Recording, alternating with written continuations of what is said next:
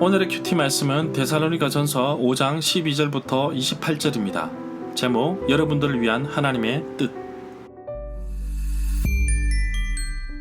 먼저 앞뒤 문맥을 살펴보겠습니다. 바울이 데살로니가에서 복음을 전하다가 유대인의 방해와 위협으로 떠나야만 했습니다.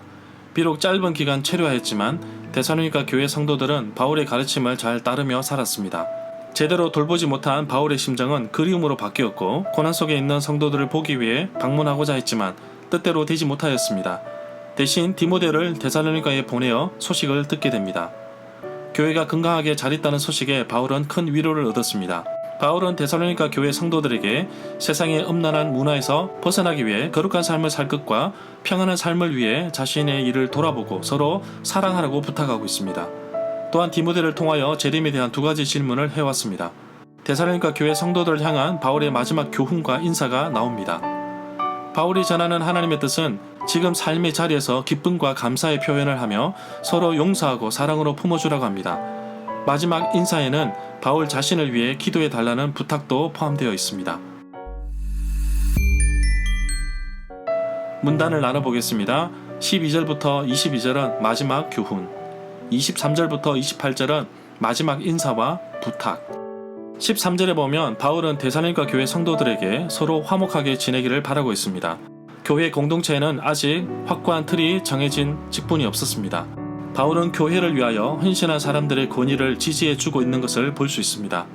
데살로니가 교회 성도들 가운데 수고하고 애쓴 사람들이 있음을 알 수 있습니다. 그들은 사람들을 다스리며 권면하고 있는 사람입니다. 이들을 통해 주 안에서 화목하라고 말씀하고 있습니다.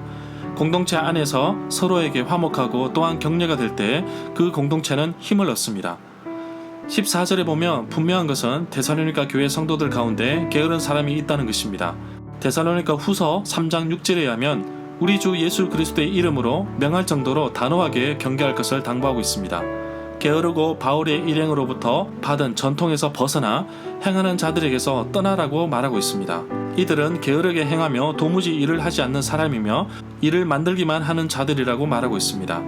15절에 보면 아무도 악으로 악을 갚지 말고 도리어 서로 모든 사람에게 항상 선을 베풀도록 힘쓰라고 말하고 있습니다. 이와 동일한 문맥을 가진 구절이 로마서 12장 17절에도 나옵니다. 아무에게도 악을 악으로 갚지 말고 모든 사람 앞에서 선한 일을 도모하라. 누구에게든지 악으로 악을 갚지 말라는 교훈은 예수님도 마태복음 5장 43절부터 48절에서 말씀하고 계십니다. 베드로전서 3장 9절에 보면 악을 악으로, 욕을 욕으로 갚지 말고 도리어 복을 빌어주라고 말합니다. 그렇게 하는 이유는 우리가 부르심을 받았는데 복을 이어받게 하려 하심이라고 말하고 있습니다. 16절에 보면 항상 기뻐하고 즐거워하라고 말합니다. 빌립보서 4장 4절에서도 주 안에서 항상 기뻐하라, 내가 다시 말하노니 기뻐하라고 말씀하고 있습니다. 데살로니가 전서 1장 6절에 의하면 데살로니가 교회 성도들은 지금 많은 환난 가운데 있습니다. 그럼에도 불구하고 바울은 항상 기쁨을 잃지 말라고 말합니다. 성령이 주는 기쁨이 우리 안에 넘쳐나야 합니다. 바울에게 있어서 이 기쁨은 단순한 즐거움을 넘어서서 하나님이 주시는 선물로 비유하고 있습니다. 17절에 보면 쉬지 말고 기도하라고 합니다. 예수님도 항상 기도하고 낙심하지 말아야 할 것을 비유를 통하여 말씀하셨습니다. 쉬지 말고 기도하라는 의미는 그치지 말고 기도하라는 뜻으로 해석할 수도 있습니다. 바울은 로마서 12장 12절에서 소망 중에 즐거워하며 환난 중에 참으며 기도에 항상 힘쓰라고 말하고 있습니다. 이 이외에도 항상 기도에 힘쓸 것을 당부하는데 에베소서 6장 18절과 빌립보서 4장 6절, 골로새서 4장 2절에도 나옵니다. 18절에 보면 범사에 감사하라고 합니다. 이것이 그리스도 예수 안에서 여러분들을 향한 하나님의 뜻이라고 말합니다. 범사는 모든 일을 말합니다. 16절부터 18절에서 모든 사람에게 참고 선을 대하며 따를 수 있는 힘은 16절에 나옵니다. 그리스도 안에서 항상 기뻐할 때, 그리고 쉬지 않고 기도할 때, 그리고 범사에 감사할 때입니다. 이 모든 것이 하나님의 뜻입니다.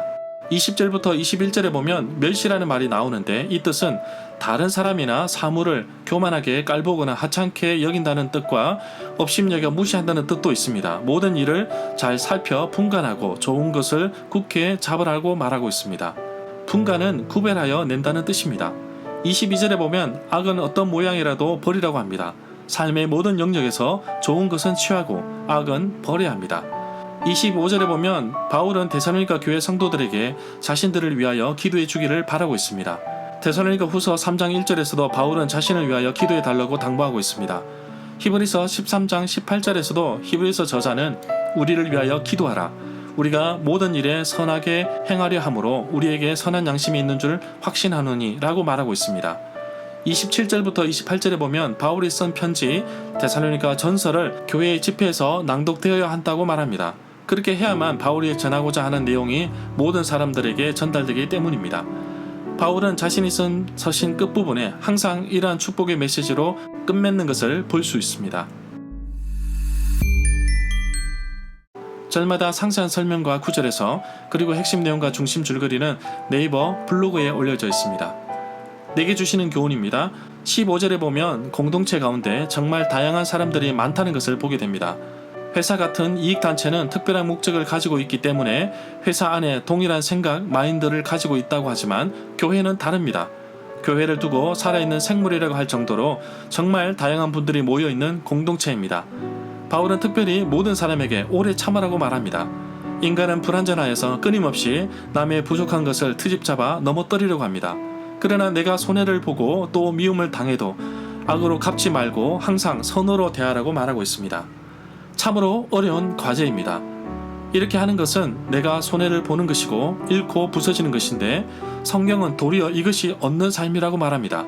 세상의 방식이 아니라 예수님의 마음으로 세상을 대하여야 비로소 우리는 넉넉한 이김의 삶을 누릴 수 있는 것입니다. 모든 사람을 품고 그들을 옳은 길로 인도하기 위해서 선을 따르며 참을 수 있는 힘은 주 안에서 항상 기뻐하는 것입니다. 그리고 쉬지 말고 기도하는 것이며 또한 범사에 감사하는 것입니다. 내가 이런 일을 감당할 수 있는 이유는 나를 부르셨고 나를 거룩하게 하시는 하나님이 나를 지켜주시기 때문입니다. 나 자신에게 이런 질문을 해봅니다. 그렇다면 내가 돌보고 격려해야 할 대상은 누구인가? 과연 어떠한 상황 속에서도 나는 기뻐할 수 있는가? 사방에서 나를 우겨싸고 나를 짓누르는 상황 속에서도 과연 나는 감사하며 하나님을 찬양할 수 있을 것인가?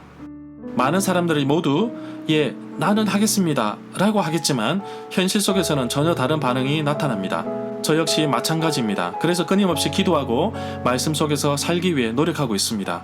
저희 가족과 사역을 위해서 기도해 주십시오. 인구가 줄어들고 있기 때문에 대학교도 폐교할 수준에 이르렀습니다. 한국교회도 마찬가지입니다. 점차 고령화되고 있고 어린이 부스가 없는 교회가 절반이 넘습니다.